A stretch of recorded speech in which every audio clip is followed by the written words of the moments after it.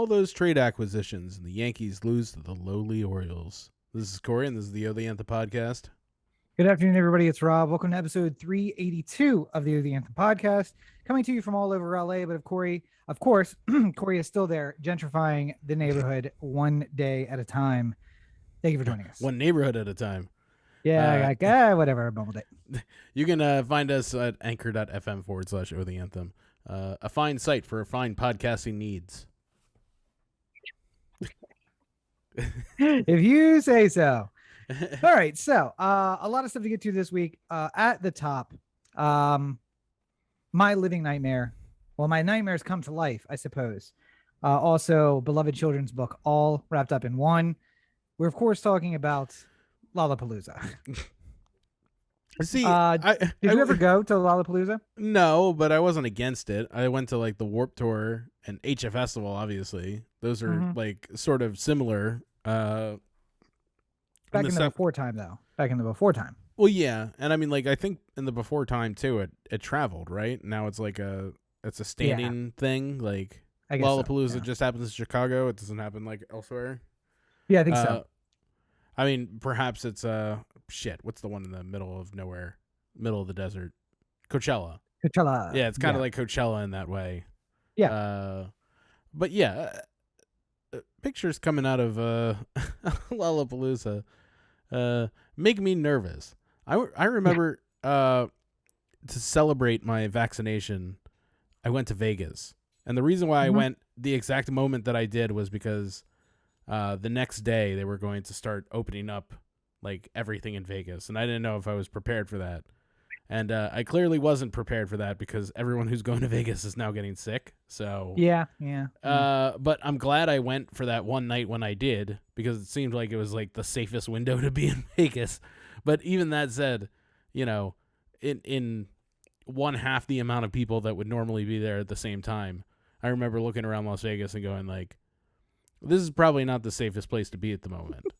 And it's not even like I was like, you know, at like a fucking nightclub or, you know, anything that would potentially be considered a dangerous COVID activity.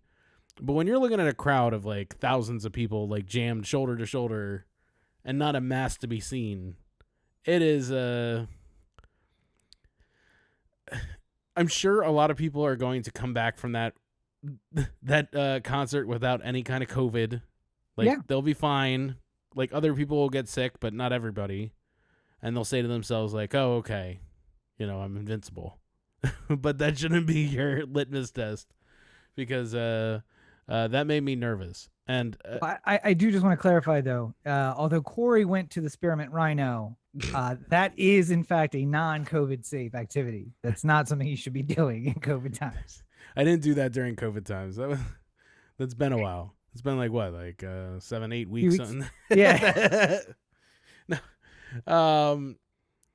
I just think, generally speaking, there's a lot of people who are just like, I've been stuck, you know, like inside for so long, and like the only things that I really love, I want to get back to in some sort of way. And for a lot of people, that's like these big concerts. So I understand why people were there, and I just hope that if you were there maskless, you were vaccinated at the very least. But, you know,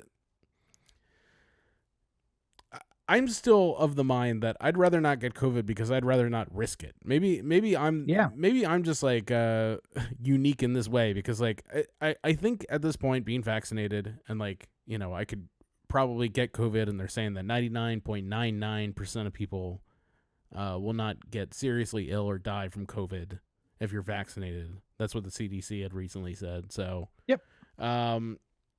You know, I guess I should feel secure in the fact that I probably wouldn't die. But I also, in the back of my mind somewhere, is just like, this is the day where something goes wrong. Like, I had a heart condition I didn't know about, and now this is complicating my whole COVID matter. Like, you know, like something. Let me ask you, if I put a big pinwheel, a big spinning wheel, yeah, and I divided it into 1,000 sections, yeah, and 999 of them were green, one was red, and I told you, I need you to spin that 4,000 times, and if you get all greens all 4,000 times, fantastic.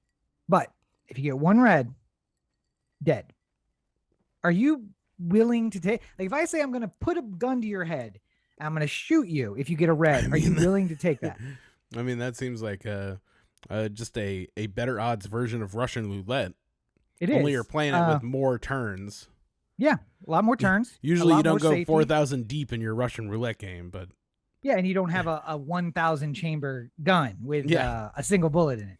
But that is essentially how the probability breaks down for the 99.95%, where if you have the vaccine and even if you got COVID, you're still going to survive. That is, and it's 99.99 or 95 is difficult to comprehend. But if I say, oh yeah, so again, 1,000 spaces on a wheel, spin it 4,000 times. Most people our age would say, yeah, I'm not going to do that. What do I get if I win? Oh, you get to go Lollapalooza. Fuck no. I don't even want to go there anyway. But you know, I asked that to 20-year-old interns who were going to go to Universal. And I was like, you get a fun day at Universal with your friends, but if you get red one time, dead. See, but well, I mean, it's, I haven't been out in a long time and Universal is super fun. So yeah, I'd do that. I'm like, fucking, you think you're invincible. I mean, the problem is that, like, you know, just because it's Lollapalooza, the odds are higher because you're interacting with more people. That's with hippies. That's yes, there's a lot of hippies there. There's a lot of dirty people. That's the spectrum there. But the problem is that, like, you know, you could just as easily have that 1 in 1,000 chance of getting COVID at, you know, the gas station or something like that. Hypothetic, you know, like it could happen. Not really, though. I mean, it could happen anywhere. It's a crowd greater than 10 in a small space. Right. I'm saying, you know, one person has COVID behind you and you're not wearing your mask and you go into the gas station and he coughs up a bunch of droplets in your face. Like, that could potentially lead to you having COVID and potentially that 1 in 1,000 chance. You not wearing a mask, certainly not helpful. I mean, I guess everything is, it's not just probability, but it's also like probability mixed with luck in a degree, you know? There's no such thing as luck. It's just probability. Well, I mean, probability, people will say that, there's luck in probability too, though. Like I'm gonna flip the coin 10 times and the first 8 are all heads. Like, that's because the coins, the tail side of the coin is slightly more heavy, so it's gonna end up going down more often than it is the head side. Perhaps, but if it's a perfectly balanced coin and it just so happens that it lands heads 8 times in a row, that's not too small a sample size. Flip right, it but I'm saying that's not a statistical anomaly. I'm saying, like, over the course of those 8 flips, you could be lucky. You know, like no. Stop giving people this idea. There is no luck. If you take a small sample size, you can have it skew in any direction that you want. However, on a large enough sample size, you are going to reach a 50-50 result from flipping a coin.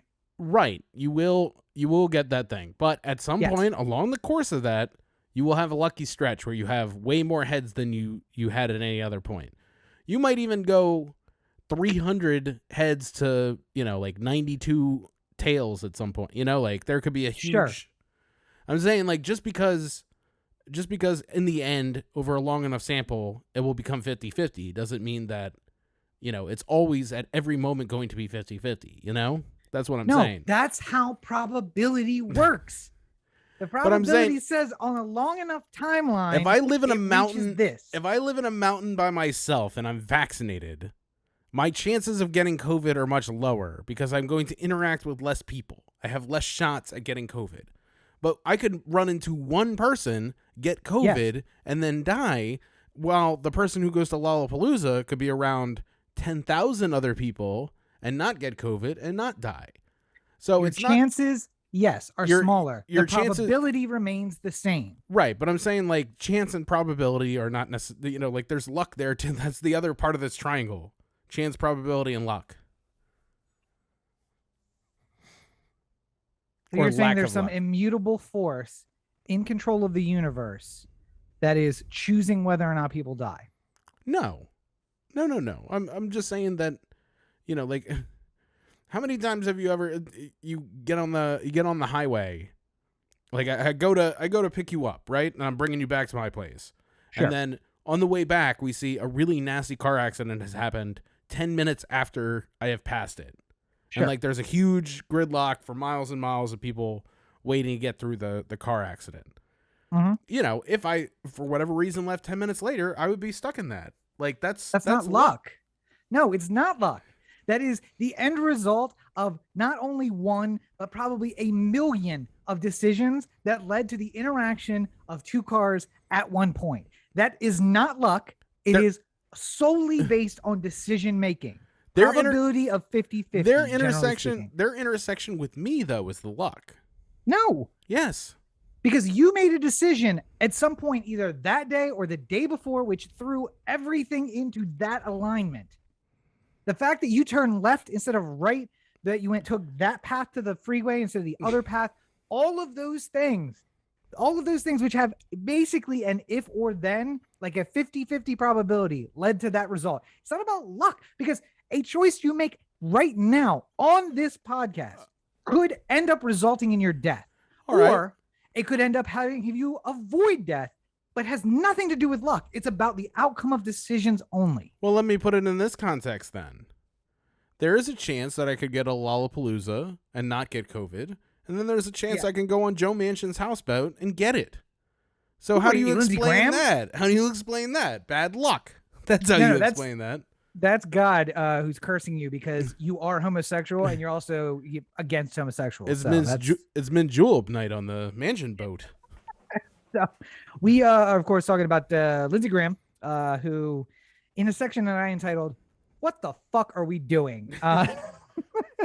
Lindsey Graham tests positive after vaccination. He's reporting some symptoms that are similar to an upper respiratory infection and the flu at the same time, which, by the way, sounds miserable. I'm sure he's trying to downplay it like it's not that bad, but I can't imagine having both of those things at the same time in my health and at my age.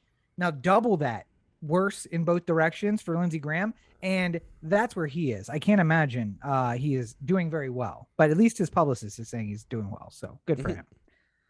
But that's just punishment from God. And you know, God, we can't take into any luck. There's no account of there's a vengeful God. That's the God I believe in, the Old Testament one. Fire and brimstone, burning things to the ground. That's the one I like. You like God at the very beginning and the very end. Well, yeah, so the very end is actually like the wet dream of probably a sadist named Paul. But the very beginning, at least, you know, for sure, the first half of the book is pretty good.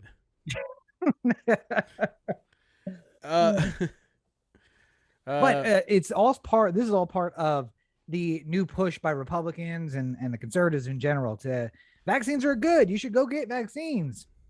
Whether you're the governor of Alabama, who at one point said that it was like witch doctory and you would never get one. And now you're like, it's only the dumb ones who aren't getting the vaccine. All right, bitch. All right. The amount of people who like, if the entire time from, you know, March of last year on, I was just like, it's fucking fake. It's fake. Go do whatever you want. Then yes, I would understand. I would feel pretty dumb if I was coming around to it now and being like, I don't have blood on my hands. But like the decisions of the many have outweighed the few here, you know, like I think it's a little bit too late for some of these people, you know, like I don't believe it. Lindsey Graham's bullshit for a second. Like, no. You know, he and also apparently anonymized data coming from cell towers near hospitals in major cities in the South. The number one topic of conversation. Can you take a guess, Corey? I should have gotten the vaccine. Should have gotten the vaccine. Yeah, I saw yet another story of somebody whose last text was, "I should have gotten the vaccine."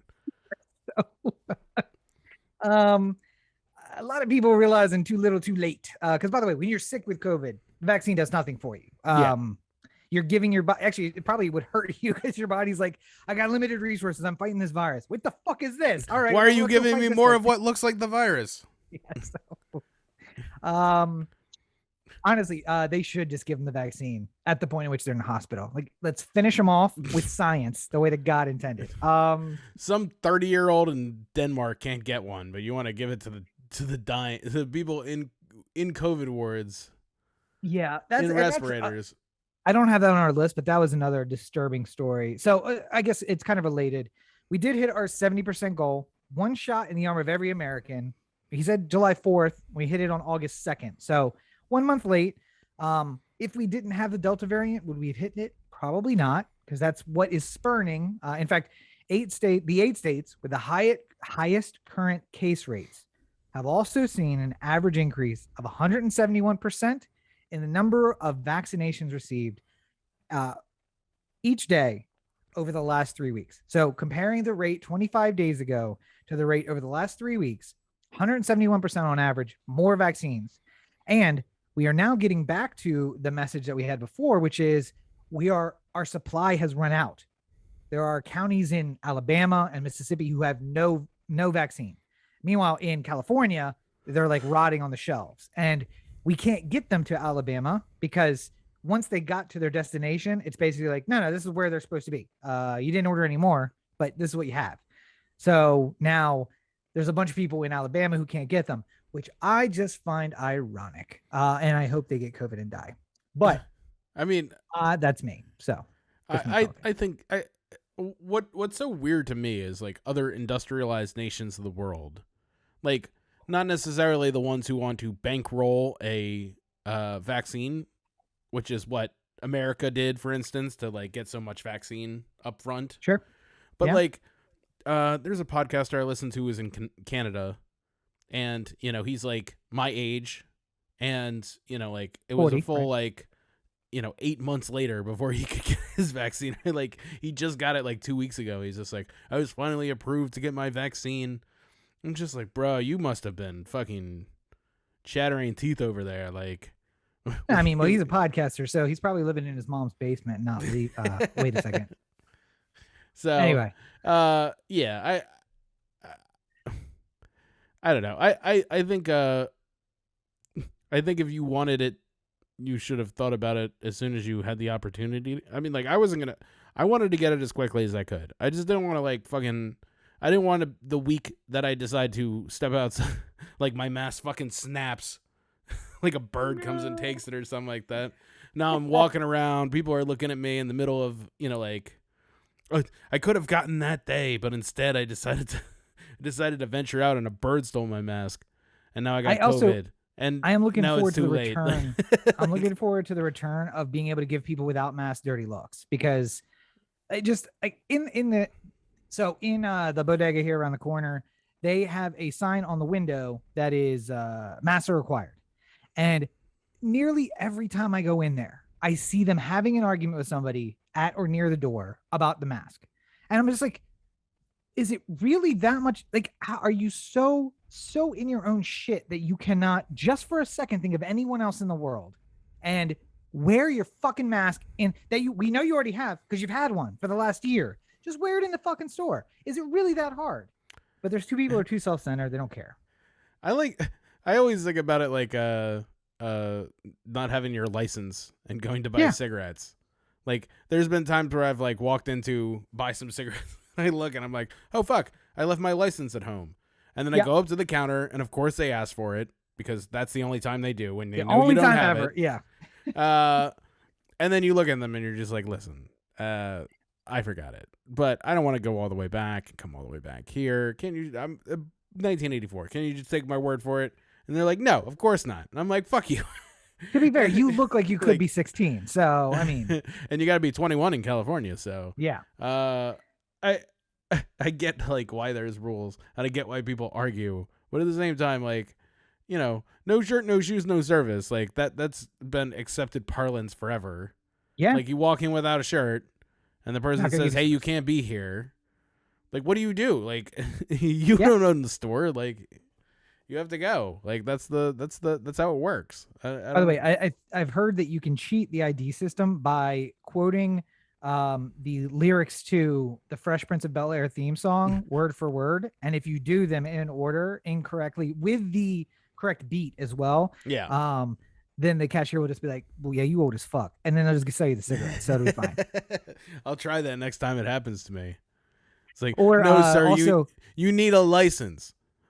Well, in West Philadelphia, born and raised on the. Okay, all right. Okay. Fine, you're good. Fucking smokes. Good. No, wait. What show is that from? Fresh Prince of Bel-Air. Yeah, it was on from like 1992, 1997. Will Smith before he was a big star. All right. I don't even know that much about the damn show. That was on before I was born. So anyway, Moving on to politics stuff. This there was a leak of a memo from the deputy attorney general in a conversation with him, the attorney general, and former President Trump. Right. It was notes of a call. Notes that of a the call. two had, yes. Where Trump was pressuring the DOJ to say that the election was fraudulent, and said, say it was fraudulent, and then leave the rest to me and congressional Republicans. Which, Rob, help me out here. I'm looking for a word. What does this sound like to you? Sounds a little like a coup. Sounds a little like bit, yeah. Like it sounds like something didn't happen. They're aware it didn't happen, but they want some sort of entity to back it up, like it did happen, so that they can create trouble. And not even back it up. Just cast a little doubt. If you cast just a little bit of doubt, you're going to jump in there, and we're going to take advantage of it. It was the same thing like Ukraine investigating Hunter Biden. Like, they didn't actually care if they went through with the investigation. They just wanted a press conference. Like, basically, create a little doubt. Just say we're opening an investigation, and that'll be it. I was like, I don't want to give Trump oxygen, because like so much of what I hate right now is there's so much news coverage that is based off of people either get excited or angry at the thought of Trump, but they watch. So on a fucking Tuesday when there's nothing going on in the middle of the day, you'll see them talk about Trump for like 6 hours, and he's not doing anything. It's not like it's like he's got some new thing. Like, he's taking new. His thick ass out and golfing. That's what he's doing. This is new. I feel like it's worthy of bringing up because, you know, it was the opening salvo to what would eventually be an act of domestic terrorism against the state. So it seems a little relevant to modern American history. That's the only news to come out of any of Trump or his associates this week. So we're very excited about. Oh, what was there more? Yeah, Rudy. Giuliani gave an interview with a New York news station. Now that makes sense. He's America's mayor, New York's mayor, right? Yep. And he was being brought on to talk about the anniversary of September 11th, which is coming up. His greatest accomplishment, his greatest event. Yeah, his moment. That was when he launched to the national spotlight. And usually, I want a reporter to kind of lead my subject a little bit. Like I want to know. I want good questions, and I want the reporter to be on top of it. But sometimes you have to read the room, and you have to know that I got a crazy person here who just likes to hear himself talk, and perhaps I should just press record and just let it go. Like, you know, maybe just say, oh, so September 11th, what do you think? And then just let him go, and then I'll keep talking. And then eventually it'll just get into the, like, oh, if they send me to jail, then they'll be judged in heaven. And like, number one, judged in hell, Rudy. Your enemies would be judged in hell. I mean, no, realistically, his enemies are going to heaven. He's the one going to hell. If I find out that, like I go to jail and then my enemies were responsible for me going to jail, I wouldn't be excited to find out that the 1996 New York Yankees are up at the pearly gates. I want them in hell. I don't want them up there. I've lost at that point, haven't I? We're not all getting into heaven. I can't be. Yeah. Heaven can't be heaven if my enemies are there. Like, what sense does that make? Oh God, that makes a good point. Which is even more reason for me not to believe in it, because otherwise, it's either me by myself or just a lot of other people, and I'm not at the party. So. Maybe heaven for certain people is just like, Rob, we got you this room all by yourself. Oh, glorious. Or is it possible, Corey, that heaven is a place on earth? I mean, I've heard tale of it, so perhaps it could be. Is it the Bengals? Bengals? No. Fuck. Cyndi Lauper? No. It's around that time, right? Like it's somewhere 80s? In that area, yeah. I can't remember who it is though. But yes, so that's what happened here. There was an interview where it was supposed to be talking about September 11th, and then broke down into how Rudy's going to go to jail and he'll be okay with it, and like he's got enemies who are going to die, I guess, because they're going to heaven, but they're also good people, so they're going like it's all very confusing. And I lost my law license, but I'm gonna get it back. Don't you worry. And what I sent Corey when I sent the story, my favorite one was they're saying that I didn't register as a as a diplomat or what. Like, you'd think that I run for you think I'm a DA and a attorney general and blah blah, you know, I mayor of New York and blah, and I don't know how to fill out the paperwork. Like, it's like, yeah, actually, you know what, Rudy, I believe you don't know how to fill out the paperwork. 100%. I think at one point perhaps you had somebody in your employ who could fill out the paperwork. But I don't know if I ever trusted you to be able to like sit down in front of the form and just be like, first name Rudolph, like, last name, who can spell this for me? I've had 3 fingers. I think the bigger part of that, and what I sent Corey when I sent the story, was that Rudy is just basically turning into Trump. Like, every conversation is just whatever he wants to talk about, and you could have a topic in mind. It doesn't matter. And it inevitably comes back to everyone's coming after me. They are the worst. I am the best. I will get through this. Don't you worry. And no evidence to back up any of the claims that are in there. Yeah. So, and as you said, the joke that Trump made, or non-joke, I guess, that Trump made, was about the January 6th uprising, the coup that was being planned. And McCarthy, who is the wannabe Speaker of the House, the man who thinks he will be Speaker of the House, although I have suspicions that even if he were to be, his party would be put in power, that they would replace him, because I don't think enough people like him to get him Speaker of the House. I think even in a world where the Republicans are going to be able to gerrymander themselves some extra seats, enough so that they could win without doing anything else, there's a decent enough chance that Kevin McCarthy just isn't long for this world either way. Yeah, I think the political world, not the physical world. Yeah, I mean, like, he's in a pretty safe Republican district, but I feel like he's just a month or 2 away from, like, you know, testifying in front of the January 6th commission and having to explain the conversations that he had with Trump on that day, and then all of a sudden Trump isn't his best friend anymore, and then somebody else is like, I don't know, fucking Caitlyn Jenner runs for that one instead, and Trump's like draped with the arm around. It's like, yeah, this Caitlyn will beat Kevin. Love this broad. Let's do it. And Caitlyn's so much better than Kevin. It's like, meanwhile, Kevin McCarthy has literally been like, fucking, please, sir, can I have some more with Trump? Yes. Like, so I don't. I mean, well, and I was gonna say, couldn't happen to a shittier asshole, I guess. Good that you brought up January 6th, because at an event this week, Kevin McCarthy brought up January 3rd. And you might be asking yourself, well, January 3rd, what happened on January 3rd? Well, in 2 years, in 2023, on January 3rd, the new Congress will be inaugurated. And he invited a bunch of people who likely were at the Capitol on January 6th to come back to the Capitol on January 3rd for that inauguration. Yeah. Because there'll be something to celebrate either way. And I'm not really sure what that means. My assumption is you assume you're going to win. But that either way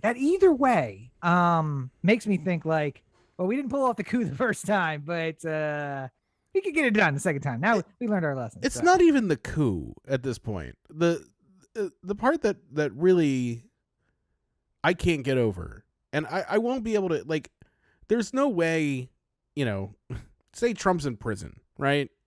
There's no Republican who's running in the next cycle who I can look at with a straight face and say, like, well, they stood tall, you know, like Hogan, well, to be fair, maybe? Though, like, I was going to say that there may not be a Republican Party as we know it. There may be the Republicans and then the, like, New American Left, or the Nationalist Socialist American Workers Party. No, that's going to be formed.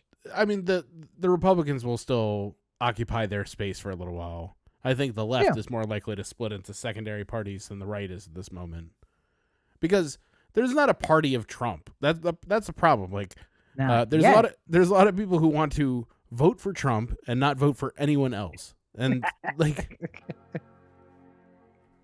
what did I just do? I just turned on the computer, I guess.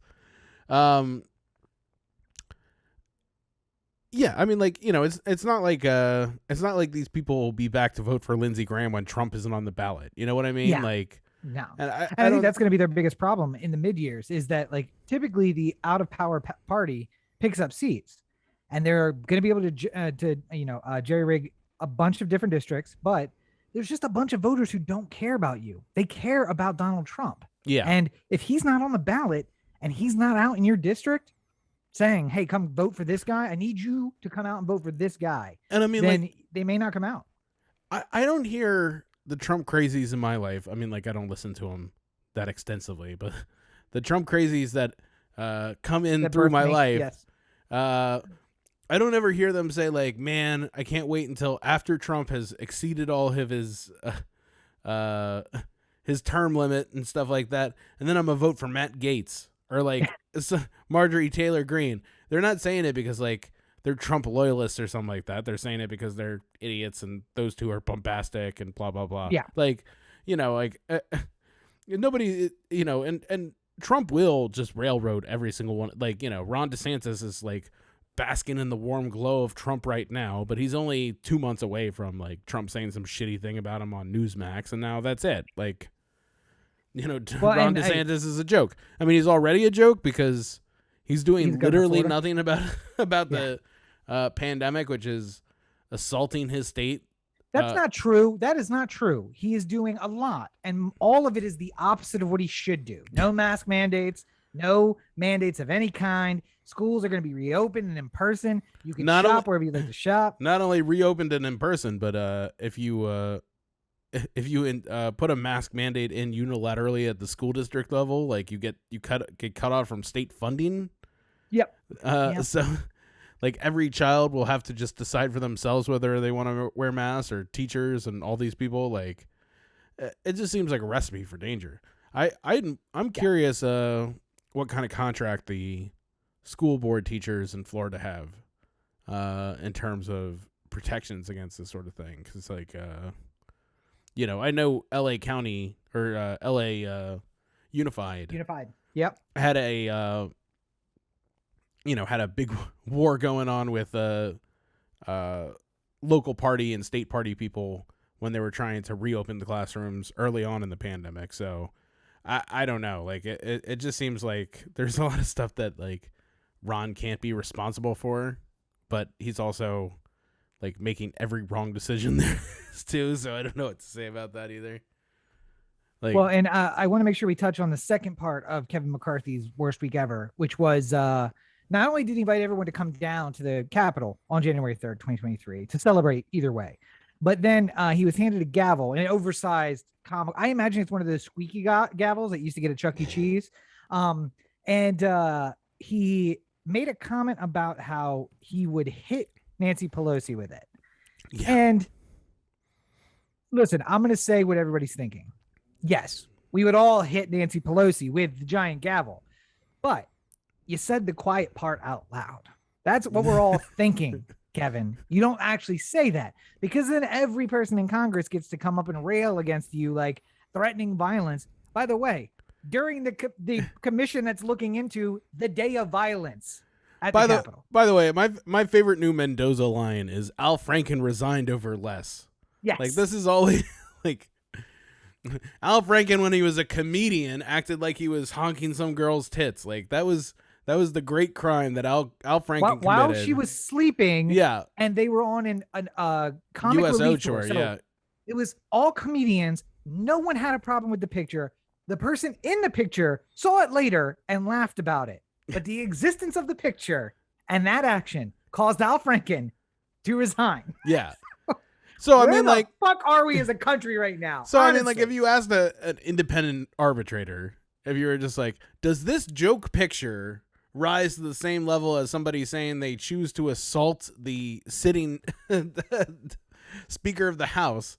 No, those are equal things. Like, if now, wait. But we were all thinking we would want to assault the sitting Speaker of the House. Does that make a difference at all? I mean, like, you're allowed to say, like, oh man, I wish Trump would try me in an alley so I can lay out his old ass, But like, First of all, Trump hasn't seen an alley since like 19. Oh, I know, and I'm right? also thinking. I'm also thinking of ways in which I could protect myself legally. You know, if it's self-defense, if he just comes down an alley, he's just like, "Hey, fuck you," then I could, just fucking wail him real good. I don't. And yes, think I that's would. not how it works. Don't do that. That's not how it works. And I Because also would. he's the kind of guy who like picks a fight when he knows the Secret Service is there, but he can't see them, and he's just like, "What are you gonna do about it?" And he like pops a swing at you. As soon as you swing back, it's just like pop, pop, pop, pop, pop, pop, pop, and you're on the ground. And then the cop's like, "Oh God, I saw a gun. Sprinkle some crack on him. Let's get out of here." Why can't it be the good old days where I just throw my shoe at him at a press conference of some kind? That's how we used to settle shit with politicians back in the day. Wait. You mean two shoes? Two shoes. He threw the first one and Missed, there was like and a then there subtle was... dive. Yeah, the second one was the dive out of the way. Yeah, it got real close. The first was just the dip. The second was the full on dodge. Oh man. So jokes aside, because there was one last story out of the January 6th events that I wanted to touch on, and I have mixed emotions about it. But a fourth officer has died as a result. Not as a result. A fourth officer who was there on January 6th has died now by suicide, and as Corey pointed out in our pre-show conversation, there's no connection between these two events. There is a lot of other stuff going on. Obviously, you have these officers, Capitol Police officers and Metro Police officers who are under a lot of stress, and we're still under pandemic conditions, but also not. And it's been a long 18 months, and then a lot of stuff piling up. But this is more suicides than the Capitol Police has faced in their entire history in this period of time. And it just happens to coincide with the week that or the week after the initial hearing for the January 6th commission, which if I was a police officer and let's say at some point I had stood next to, I don't know, Matt Gaetz while he was talking about Back the Blue.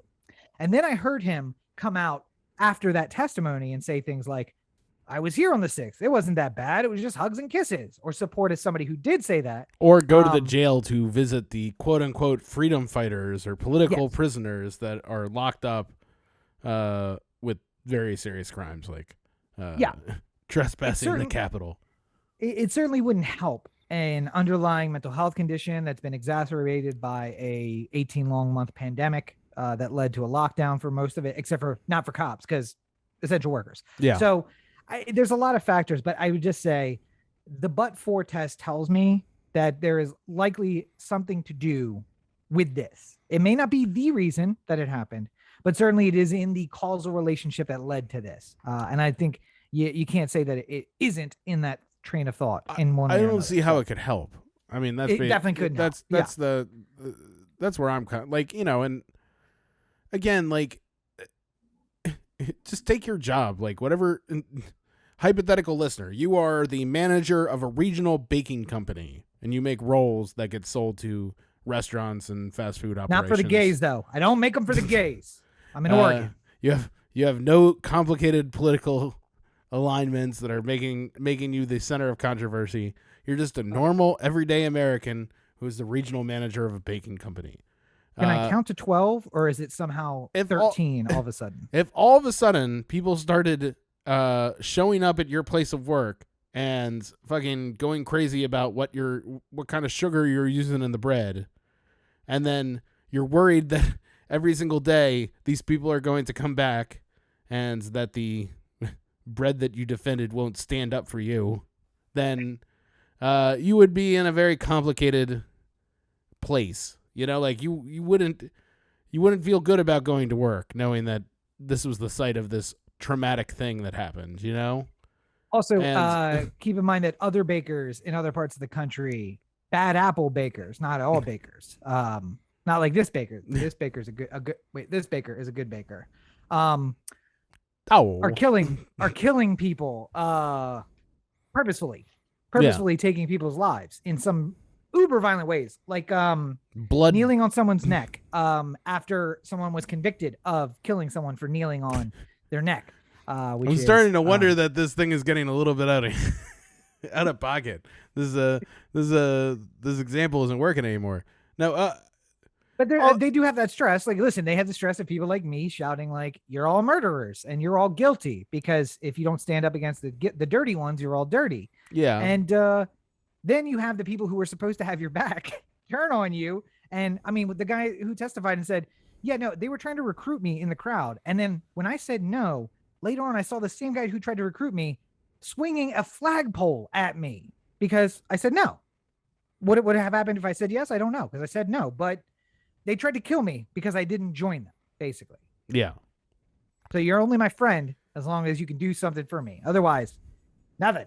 I got nothing for you. The friend of my friend is my enemy, or whatever. Or the enemy of my enemy is my friend? Enemy, yeah, the enemy of the enemy is my friend. That's the one I was looking for.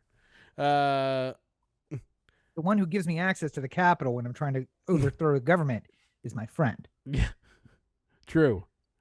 One quick thought I just had about the January 6th commission. And, like if you listen to any of the officers' testimonies from the first day, it's all very harrowing stuff, and you feel bad for them and stuff like that as human beings having to deal with that shit. At the same time, I wouldn't have minded if they brought up a couple extra chairs for like the cops who were working that day, who were just like shaking hands with the people as they were like walking in the door. Yeah. And just have like Adam Schiff like just show a video. It's just like, so you were on door duty, and you're just shaking hands and taking pictures with people who come on. My question for you is why?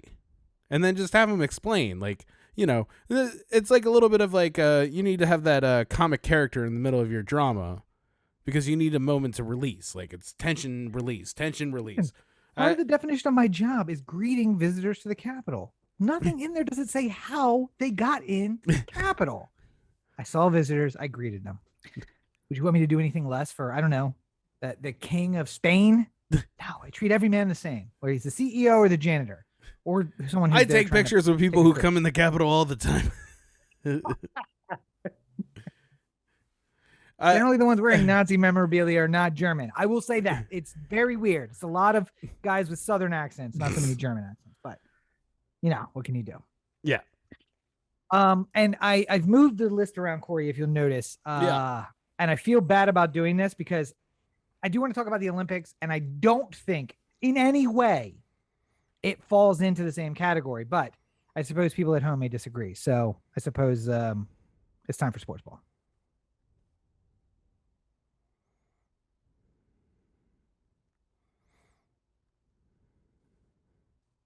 So yeah, I don't think the Olympics are sports. I mean, there's certainly sports. I don't really have a profound interest. Like, listen, the U.S. took third in skateboarding, and as the meme going around has said, this is what happens when you send the guys who can't pass the marijuana test.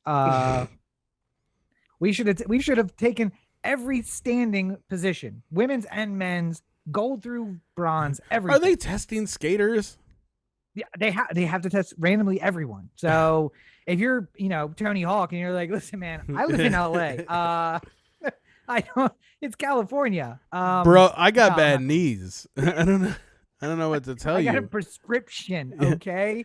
I had to go to this place in Venice. Super creepy. The doctor. A doctor said this was okay because I couldn't sleep at night. So for my Legionnaire's disease. Okay. Please give me my illegal narcotics, please. But the news that I want to talk about isn't so much performance because I don't know if you're aware of this, Corey. The U.S. is leading in the medal count. Well, again? Color me surprised. My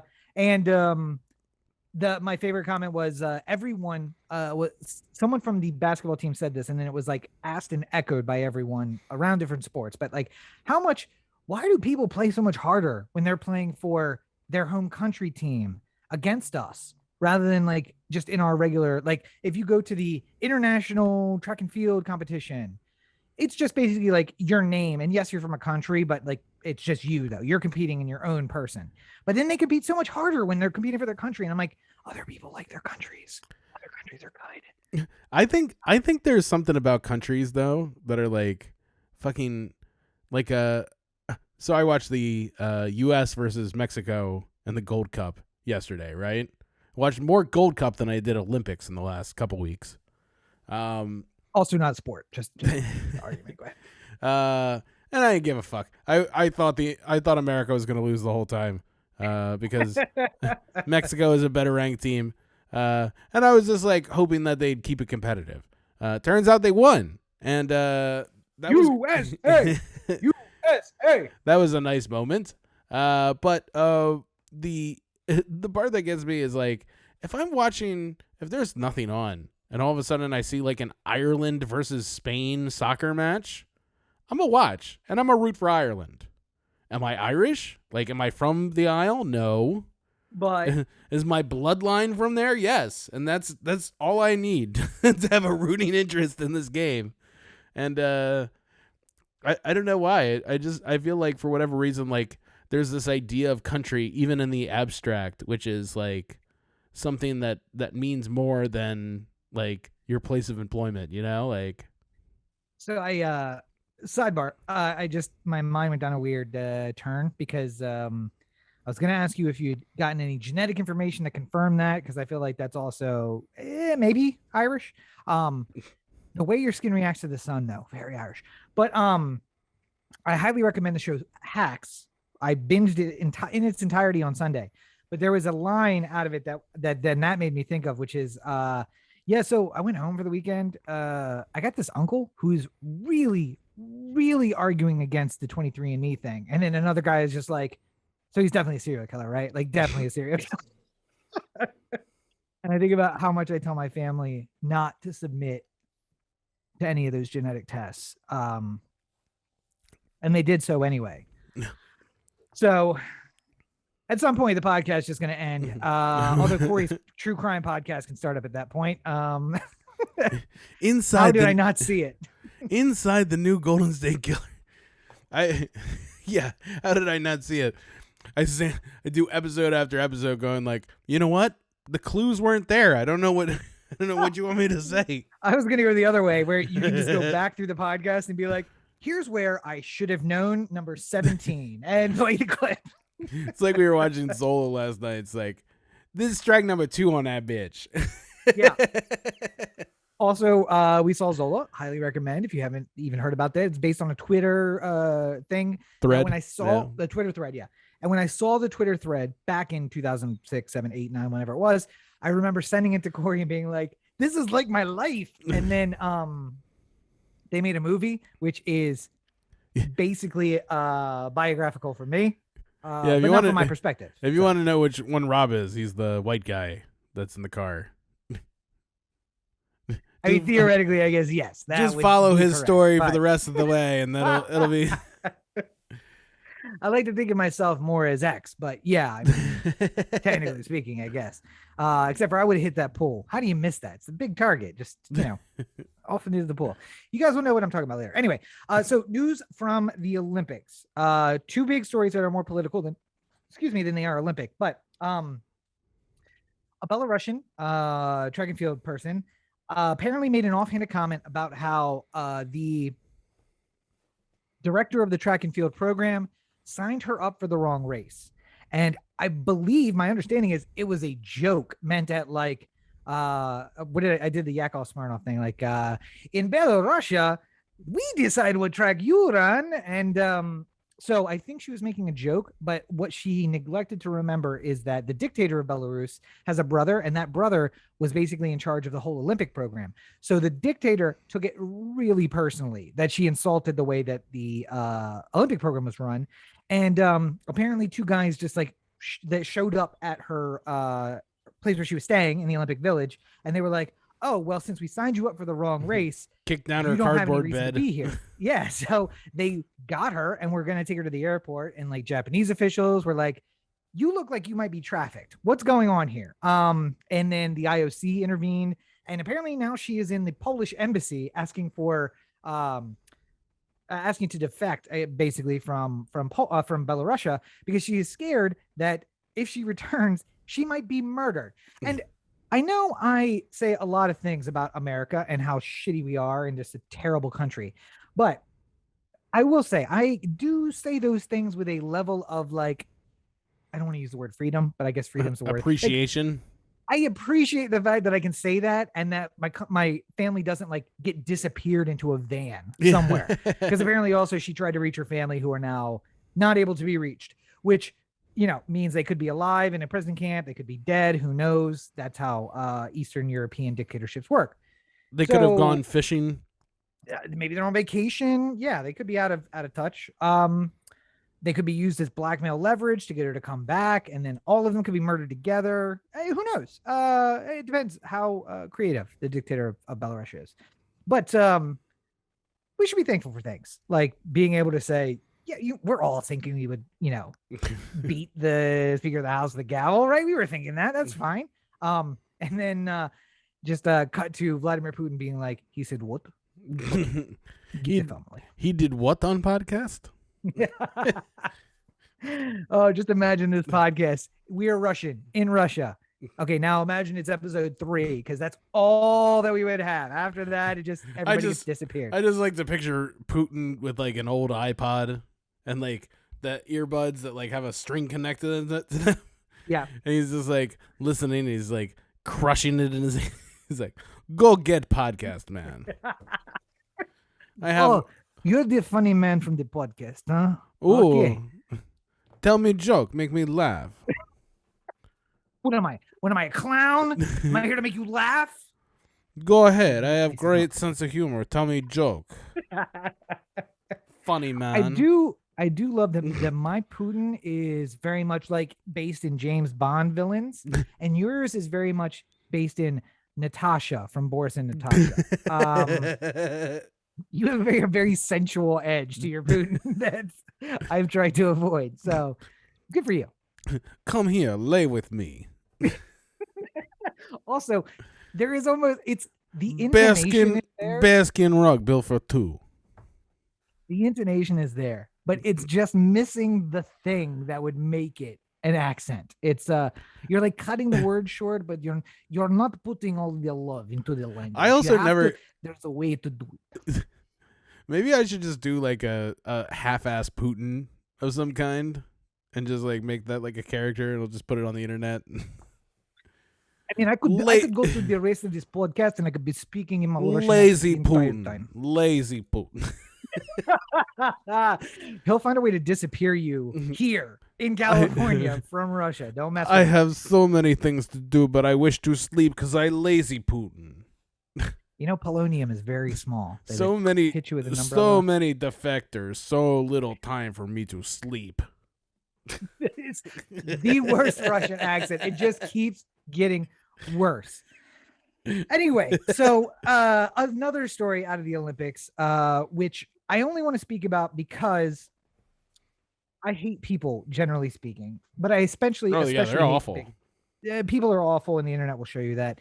But there was a lot of hay made, some from people that we know, about the fact that the Olympics were going to have their first transgendered athlete.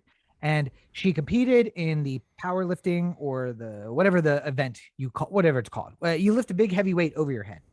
And people who shall not be named and other people from the internet were just like, oh, well, this is not even fair. Like, of course, he picked an event where he can just go ahead and just like slam some weight up and he's competing against girls. So, you know, he's definitely going to win.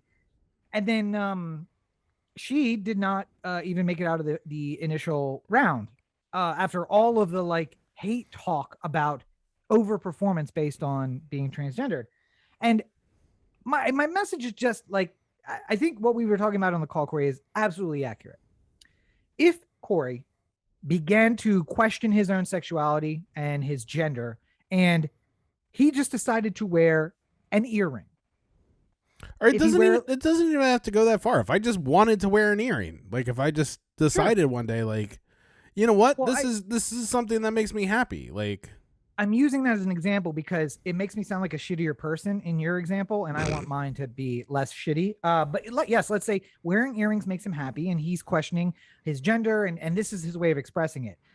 I would not make fun of him for the earring. If he wore like a Morgan Freeman tasteful hoop or like a little stud, but if he's got some like long bojangles hanging off his ear, If I got some fucking Dreamweavers from New Mexico, yes, I'm making fun of him for the earring, but because of the earring, not because of his choice to wear it. It's, bro, you have 2 shades of teal in your earring and no teal on your clothes. You're wearing it with orange and black.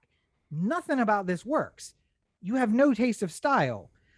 But if he was just like, listen, it makes me happy and, you know, I'm questioning all these feelings, I'd be like, that's great.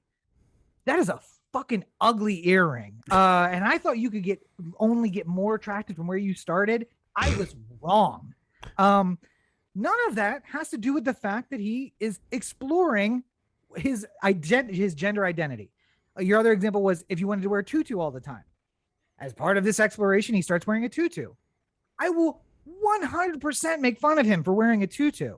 But if it was a tasteful pair of slacks or a nice dress, or whatever you want to wear is fine. If you are wearing a pink ballerina tutu, I am going to make fun of you. Yeah. Not because of why you wear it, but because of the item that you're wearing. Well, it'd be like if I said like I wanna wear a hat when we go out, and then I came with like a sombrero or something like that. You'd be like, why that hat? If you brought a fedora to a night out, I'm gonna make fun of you incessantly until you get rid of the fedora. That is that makes me. I only said fedora because it makes me think of incels, and it's like that is as straight a hat as you could possibly get. Like incels love that hat. But I would still make fun of it if you wore a beret. Yeah, I'm making fun of you for the beret. If you said like this is my first step into like being more comfortable in wearing clothes that I feel are more feminine, like congratulations, you should find something else because that's a dumbass fucking hat. That one doesn't work for you. Yeah, it's because of you and the hat, not because of the reasons you're wearing it. I mean, if I did decide to transition, I would want somebody at least telling me, like, am I looking good? Like, yeah, I don't want to show up looking like an idiot, you know. You're starting out from a deficit anyway. But I don't understand the people who were just basically, it wasn't about anything to do with anything. And I don't know how you find a positive way in there. I don't think there is one. Basically, the lines of attack were ignoring the chosen pronouns, and also you were born a man, and therefore you have an advantage in this sport. And there is no other way to get around it. That is the only points of discussion you are involved in. And turns out just except that's not true. Like it. Yeah. It turns out the world-class athletes, regardless of gender, require more than just being the quote-unquote superior gender for whatever sport they're doing. You know, like yeah. It was a couple of years back when Jenny Finch and the American softball team was like the talk of whatever Olympics that was. Yeah. And I remember she came back and she was going to like throw out the first pitch at Yankee Stadium or something like that. And they had her throw like bullpen for some of the guys. Yeah. And she was throwing softballs. And you're saying to yourself like, all right, fucking Aaron Judge sees a softball coming his way. He's going to hammer that thing like you've never seen before. Like, he hits a baseball. It's way smaller, and he's big, and he's Aaron Judge, and blah, blah, blah. Like, no. She was making all those big league players look like idiots because she's really good at what she does. So, like, it's not the same as, like, you putting yourself in the idea that, like, oh, you compete pretty well in a beer league softball team. So you could outpitch her. Yeah, so you know what it's like. You know, like, you could just walk on to the women's Olympic softball team or something like that, like, because you're a man and therefore you're superior in that way. No, it's not how it works. Like, no, it's like they used to make the same awful thing about the, you know, like, you know, oh, if I was a borderline player, I'd just join the WNBA. Like, you can't just join the. It doesn't work like that. Like, you're not. Those girls are talented in their own right. Like, it's not like the difference is, you know, some man would come in and just compete immediately. Like, that's dumb. And to be fair, a lot of them could probably play in the NBA if there wasn't just a, you know, I mean, we don't have girls. Yeah, I mean, here. like, you know, there's Sue Bird and a bunch of great WNBA players who could have probably competed perfectly fine in the NBA if there was an opportunity. And Yep. I mean, all these people who give shit to like transgender athletes and stuff like that, just understand that depending on how long you live on this rock of ours, you're gonna have to come to grips at some point with things changing. Like I wouldn't be surprised if there's a woman who plays in Major League Baseball before I die. Like, Sure. there will be some woman who breaks the gender barrier, and when she does, no matter what year it is, like we talked about this with like Carl Nassib, the first openly gay NFL player. Yeah. How, like, if you told me in 1990 that there would be an openly gay NFL player, I'd be like, he is going to hear it all the fucking time. Yep. So far, it seems like his welcome has been pretty good. Like, he hasn't really gotten shit for it. I guess we'll see what happens when games start. That'll probably be the real test. That's another thing. But I mean, like, at some point, there's going to be some gal who comes along and is some great shortstop and is able to play in the major leagues, and she breaks the gender barrier, and, you know, she starts putting up real records. She's going for the home run record. She's about to pass Babe Ruth. And you're just like, no fucking chick is allowed to pass Babe Ruth on the home run record list. It's the fucking Roger Maris all over again. It's just like, this ain't allowed to happen. Babe did it on her 54 games. It don't count. Like, at some point, you just look like the idiot, because like, like this is the same people who were saying like Jackie Robinson was bad for baseball and stuff like that. No, like baseball was missing some of the best potential athletes it could have ever had because it didn't integrate. The problem is, though, that those people never see it as a bad thing. It's like showing someone a picture like, here's you in 1963 with a sign that you wrote out the N-word on and then shook it in a black man's face. Yep, proud of it. Do it again today. Don't even care. Because we have to wait for them to die. That's the thing. Society only moves on when they die. And then but you say to yourself, like, they poison less of the generation. But you think that, you know, it's just as easy as the old generation dying. But I mean, like, you know, someone will break the gender barrier. At some point it'll happen. There will be some player good enough to break the gender barrier in whatever sport it is. And regardless of how progressive we are as a society at that point, no matter how far in the future it may be, that gal's getting some shit. I don't know what to tell you. Like, it's just going to happen. We'll be able to play an interview with a member of the public talking about Hank Aaron beside a member of the public talking about this woman about to break the gender barrier because, well, I mean, Jackie Robinson and the gender barrier, your example was passing Babe Ruth. And when Hank Aaron was about to pass Babe Ruth, it was Roger Maris, only Jim Crow Roger Maris, because it was just like, listen, we let Roger get away with it, but at least he was a white man from New York. I don't want this Atlanta man to come and take away the record. That's not allowed. You're not allowed to do that. Yeah. And she'll get the same thing. The first woman who gets to that point will as well. And hopefully at that point we're playing Blurns ball, because I think it was a lot more fun than baseball. But speaking of baseball, one other big new sports story for the week that Corey pays attention to way more than me. Well, just to say, if you haven't been paying attention, I'm amazed how many people I know who claim to be Dodger fans, and I'm the one who's breaking the news for them like 3 days after the fact of the fake. They claim to. Rob, if the Orioles for whatever reason traded for Max Scherzer and Trey Turner, do you think there's any way that would happen without me alerting you within seconds? No, I think also there is a chance. I think if there was even a chance that Max Scherzer would have come to the Orioles, I would have been like following him around like a fucking paparazzi to like wait for the moment for the ink to dry. Like, I don't claim to be a super fan of any variety, but I get Google alerts for the Ravens and the Orioles just so I feel like I'm up to date on whatever's happening. But for the people who are like, no, you don't understand. I am a diehard Dodger fan. And then you're days later being like, how about that trade? And you're like, what trade?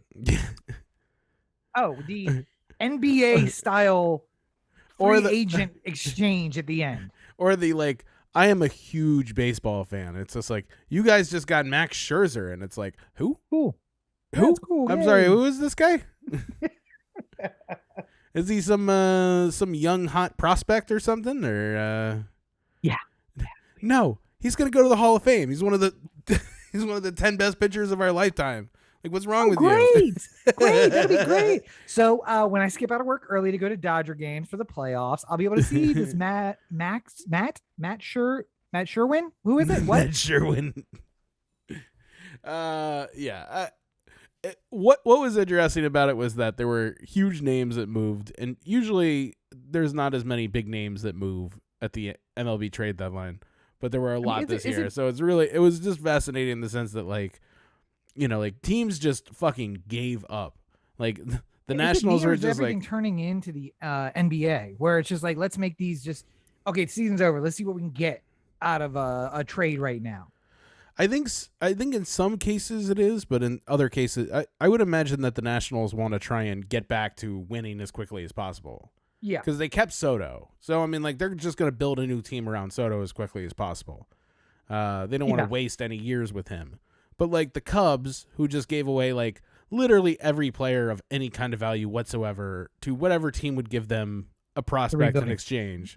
Rebuilding here. Yeah, they're gonna try and start over and, like, you know, build it up and, like, get a new thing going. I mean, all these players that they just traded were part of the let's build it up and get a new thing going. I don't know why you just don't keep them. Don't worry. It's 21-21's coming soon enough. You'll get that next World Series. The worst part is, like, as an Orioles fan, because we're a small market team, we get a player like Manny Machado, right? And I know that I'm living on borrowed time. At some point, we're not going to be able to give him $300 million over 10 years or whatever. Like, we're not going to be able to give him that contract. Well, we could. Our owner will never approve that contract. No, but I mean, he's got mesothelioma money to pay for it. I'm just saying. I mean, even if it was possible to pay the contract, we would be like the Texas Rangers when they paid A-Rod, and we'd have to, like, have minor league minimums across the rest of the team.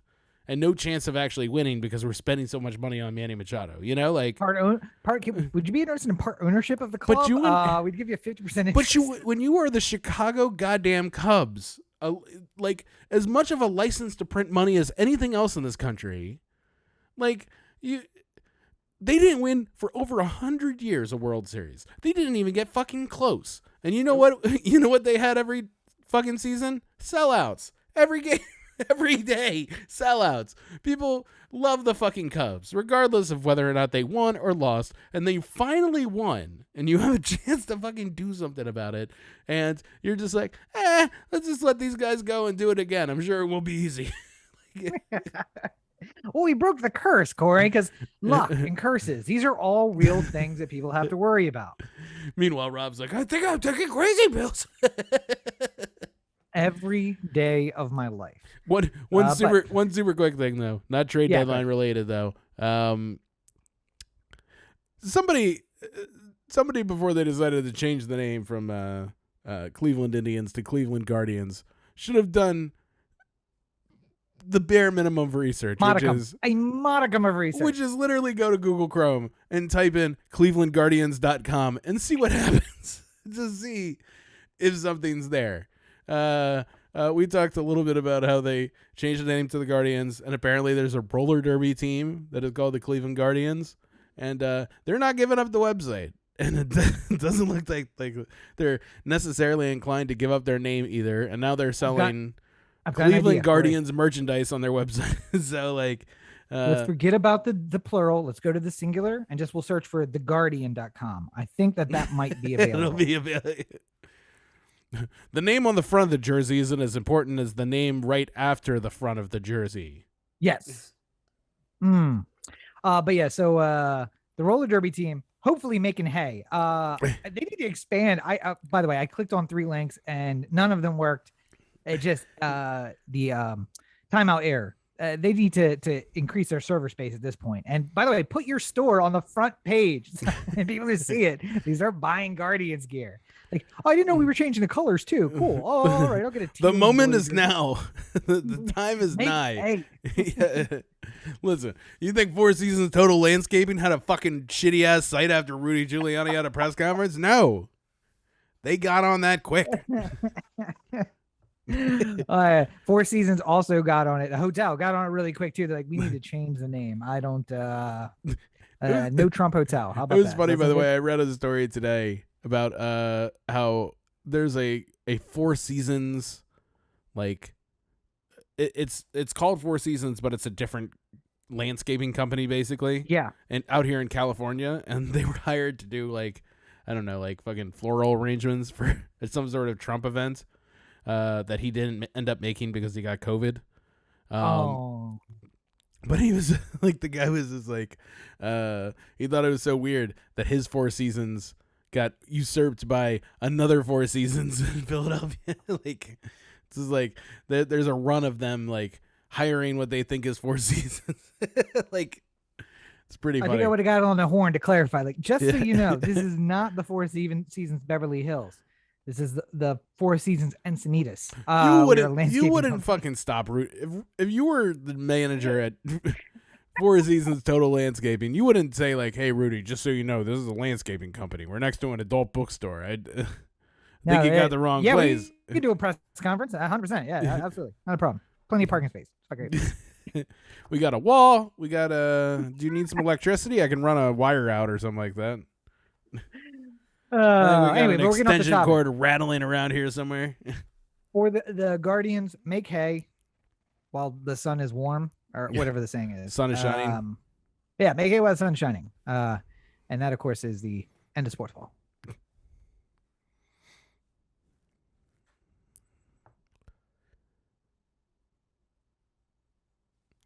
And it seems like as a podcast, our time is nigh, but it's okay. You know where you can go?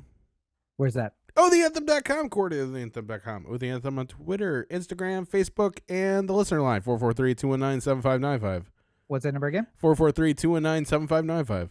I said them out of order, and I completely froze my brain for a second there. You can find more of me at my website, CoreyBakerFilmmaker.com, Facebook.com/CoreyBakerFilm, and at LegendsB5 on Twitter, Instagram, and TikTok. Hey, remember that video?